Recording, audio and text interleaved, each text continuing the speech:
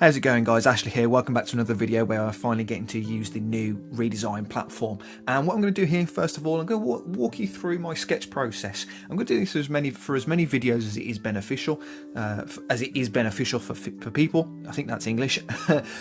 So yeah, we'll start off really quickly, and it's only for a couple of minutes, but you can see here I've started with an oval, and what I do with this oval is essentially the same as working with a cuboid and 2-point perspective.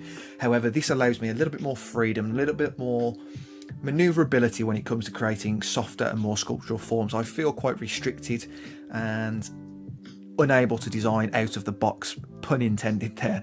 But yeah, this gives me a good reference, and I imagine this is a 3D form, almost like an egg shape, and it's completely muscle memory to gauge where the center line is and then where the wheelbase is.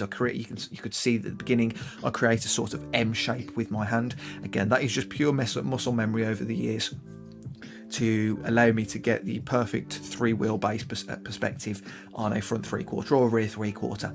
And you can see here my hand kind of searching around the page, and essentially it might sound strange or counterintuitive, but I don't actually approach any design, any sketch or design work with an idea in mind, or very rarely, shall I say. I have a vague inkling of what I'd like, but I very much allow my pen or pencil to do the work and let it manifest and develop that way. It can be a little bit counterintuitive sometimes and a little bit of a hindrance, but 9 times out of 10 I seem to produce my best work. Now that again is completely preference and down to you, how you work, but that's what I prefer.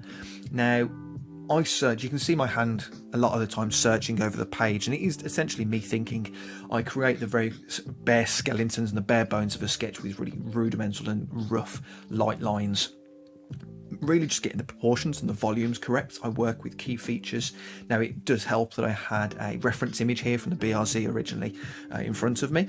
However, if I was just starting from scratch, I'll be working with the side view more than anything. Side views allow you to get the proportions perfect. You can see where the A pillar and the C pillar align with the wheels, where your arches or the volume, understand the volume of your arches, and as long as you can understand light and reflections, at least where they fall through guidelines, you can get a very good idea of the overall form of a vehicle, and then it's much easier to take into a 3/4 view. However, like I said, I've got a reference in front of me, and I know I have key features of this original BRZ that I actually really liked and wanted to take forward, such as that strong highlight shoulder line there that I've just put through, and the prominent rear arch. However, I knew I wanted to also alter the form ever so slightly, and the headlights. Now these were really good benchmarks, again, like I said, to put in place before starting off. And it's now all about line weight. I've gone over the page, the sketch, twice, maybe even 3 times, back and forward, just solidifying my ideas before I commit to the really hard and strong character lines, as it were. Now, line weight is possibly the most important thing that you should really focus on. It really gives weight and dynamism to a sketch, and we're coming to the end of this now, but it is something that will develop over time. But enabling your pen to really emphasize line helps you divide forms and features from one another, punches the drawing off the page, and ultimately just gives your vehicle, your sketch, some life and dynamism. And that's it really. There's nothing too complicated about my sketch process, other than it can be quite erratic, but we all have our own useful and unique technique when it comes to sketching. And like I said, I will create a more in-depth personal tutorial video on my do's and don'ts when it comes to sketching, but we'll get onto the overall design now we're into Photoshop. So if you haven't had a chance, I'd recommend having a look at the Uninformed design that I did of the Subaru BRZ, and I'll leave the link somewhere on the screen or down below in the description. But the long and short of it is, I was really impressed and I'm really pleased with the overall form and design of the vehicle. It really surprised me in terms of how far it had come on since the previous generation, and in all honesty, there wasn't a fat loss that I actually wanted to change. It was a very personable and approachable vehicle in terms of its aesthetics. It was friendly, it looked friendly, it was bubbly, but it also had that little dark side. And that dark side was emphasised by the angles and the feet and the sharper features that were dotted around the vehicle. And But I had one or two little things that I thought I'd like to see or would have done differently in terms of the front end myself, which is where we'll start. And ultimately, it was just pinching it ever so slightly. Some of the features, or all of the features I say actually, were a little bit too wide for my liking. They got a little bit too close to the front wheel, which I think ultimately lost a little bit of useful retail space just in front of the front wheel on the fender area that would have just helped to push the car lean the car forward ever so slightly. And that's what I've tried to do. I've tried to focus on a front end in this design that was quite aggressive and quite forward leaning, quite positive in terms of its stance and its posture, but again not something that was too standoffish or too aggressive. Hence the slightly softer form in the form for the grille fascia in the middle, the main grille area. But then I wanted to keep that edge, so I did actually essentially mimic the overall forms of the side features. I just kind of lost a little bit of details within the inside of them, and like I said, gave it a little bit of a gap between the front the front wheel. And like I said, what that's done, I think, is really managed to free up some space to create quite a fat with a PH front end, emphasising the highlights above these arches and above the bumper vents themselves. It is a little bit stylised, but at the end of the day, I think it looks quite effective, to be honest. So let me know what you think there. Moving on to an area that I absolutely loved and didn't want to change in the slightest, and I just emphasised it in the actual render here, was the bonnet. It was simple, clean, and really to the point, and it allowed for a really nice highlight just above the arches to really accentuate the weight above them. And that was something I didn't want to lose, and like I said, I just accentuated it, some really harsh highlights in that area, and I think it worked quite well. Looking at it now, I probably could have tweaked it and softened it to meet the front main grille area, but nevertheless I think it worked with the slightly more angular headlights that I went with, again just to enhance the more of an aggressive personality. But moving on to the side now, where most of the problem or the drama was for myself. And after drawing it, my opinion changed a fair bit. I think once you draw something, your whole appreciation for that vehicle and for the form really changes, and you start to understand more as to why certain things were done, why choices were made, and where in the end, when you question, sometimes you go, oh, actually I don't know where that line quite meets. When you actually draw the vehicle, you do find that out 9 times out of 10. You go, now it makes sense. And for me, that moment and that kind of realization came in the key side highlight towards the bottom rocker area. Now, at first I was a little bit unsure about its protrusion and some of the angles that it kicked off towards the rear. They didn't quite match up and meet up anywhere, but I really wanted to emphasize this. Obviously you can see already from the render, it is very much an exaggerated design and style, but I wanted to enhance. I wanted to work with it and roll with it, so I ended up creating something that was much more of a wide body style, but I made sure that those lines that kinked at the tension point and kicked up towards the rear actually were in line with the ducktail spoiler. So there is, if you were to see this design from a side view, let me know if you want to see that. There is actual continuity and a connection between that lower rocker area highlight and the ducktail towards the rear, so there is that. Now, another area for me that I really wanted to sort out was that side feature just above the front wheel. The nice kind of breakup feature that complemented the side vent, for me was a bit of a problem. I liked it, I liked that it was there, but the weight distribution in terms of the way it spoke to the front wheel was all wrong, in my opinion. Again, you know me, I'm a sucker for weight distribution and being distributed evenly across, if it's sat above the wheel, that is, being distributed evenly across there.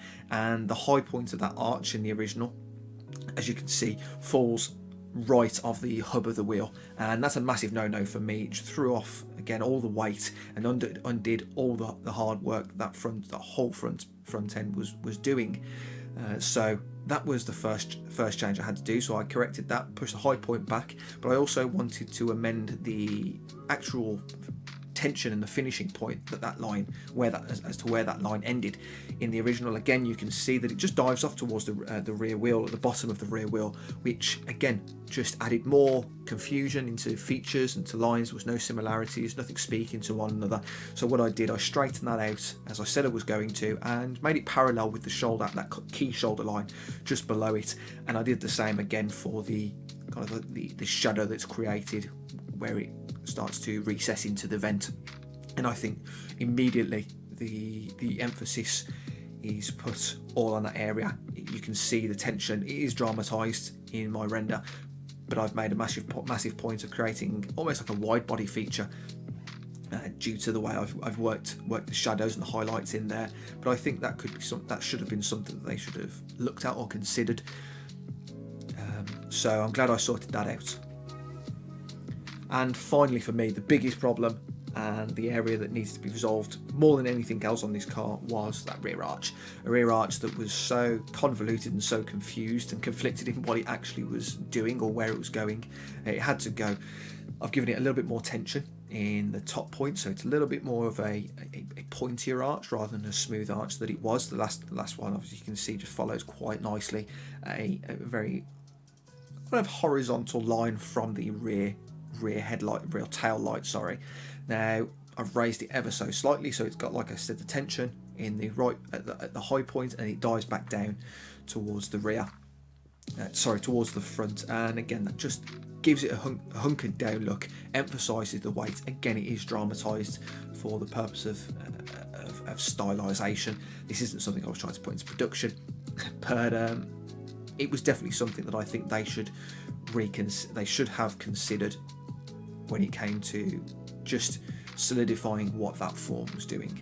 And hopefully you guys agree with me that it makes a big difference to having a single shoulder feature there. Overall, I didn't actually expect to change as much as I did. As I said way in the beginning, I actually just let my pencil do the talking and the thinking for me, and it ended up much more aggressive and angular and almost standoffish in a way than I actually thought it would. And it's very, very far removed from what the actual vehicle looks like and what it represents. It's a much more of a friendly, fun-loving sort of vehicle, the actual production, and mine's very much inspired by a JDM Supra stylization, which I think no doubt most of you are already typing into the comment section. It looks like Supra, and you're not wrong. But yeah, I think doing this exercise was really interesting. It really made me ponder as to what it was that they were, or who it was that they were designing for, who their market and their target audience was, the age range that they're looking at, because it is a very subdued and very friendly looking vehicle at the same time as being something that clearly aims to be fun and outgoing. So I'd like to see their audience, or I would like to have known their audience, because I think with this stylization and this rendition that I've put forward here, it very much is focused towards the tuner and the racer in me, and no doubt, or I'd like to think in a few of you guys watching out there. So let me know what you think there. But overall, like I said, I'm very happy I managed to resolve the main areas that were the problem for me, which was the front, the weight distribution on that feature above the front wheel. Again, pinching the front end to give it more of an angled, standoffish fascia, and most importantly that rear arch, just resolving that weird weight distribution and just some continuity in between all the lines. There wasn't too much to do. As I've said time and time again, I really love this vehicle, and I hope you like this version of me. So let me know what you think there, and yeah, let's talk more about the Photoshop now really quickly. So this process that you can see going on right now is something, first and foremost, never follow or copy my shoddy layer management here. This was very much a personal personal thing, and it's not something that I want you guys to copy. If you find something in terms of the approach of application and colours and shading and tone, fantastic. But if I see any of my students having layer management like this, I know I'd be a huge hypocrite, and I'm aware of that, but God, for just don't do it. Just save yourself the hassle. You can see halfway through that I'm having trouble finding things, but this is down to my background. If I'm completely honest, I grew up with a background of fine art and painting, so it was just a constant layer on top of layer on top of layer, and not undoing, but just simply going over a problem or a mistake, shall I say. And when I was starting out, that's how I rendered. I'd even go to as far as just using 1 or 2 layers and just rendering on top of that as though I was painting. Now that was hugely time consuming and very counterintuitive, but that method of just simply applying over the layer below to correct something has stuck with me when I'm relaxed, when I'm definitely thinking methodically and more process driven. It certainly is cleaner and more refined. So yeah, don't pay too much attention to the layers after this. But yeah, I wanted to pay close attention and focus on the application of colours. Getting that even coating of paint and distributing it evenly so everything looks continuous and soft. You don't see too many brush strokes and brush marks that can really disrupt a render, and having those surfaces, both highlights and lowlights and shadows, blend seamlessly, which is the real key. And you can see I only use one or two brushes here, a really soft circular feathered brush, and then a very thin oval hard brush to get into the nooks and crannies, which I've got over in a previous video as well, my brush presets. So if you want to have a look there, revisit those, I'll put a link somewhere as well to that to help you to get to that easier. But yeah, I hope you enjoyed this process. I will go into more depth and break down my process at a later date, sometimes after Christmas. I've got plans in the works to make this channel much larger than it is at the moment, so please stay tuned, be patient with me. I'm doing my best, but if you have any questions, queries, anything you want me to cover, you know where to find me, you know where to let me know. And once again, thanks for ever so much. So I'm going to let this video play out, and I hope you enjoy the rest of it. And yeah, let me know what you think, guys, and I'll speak to you again soon. Bye.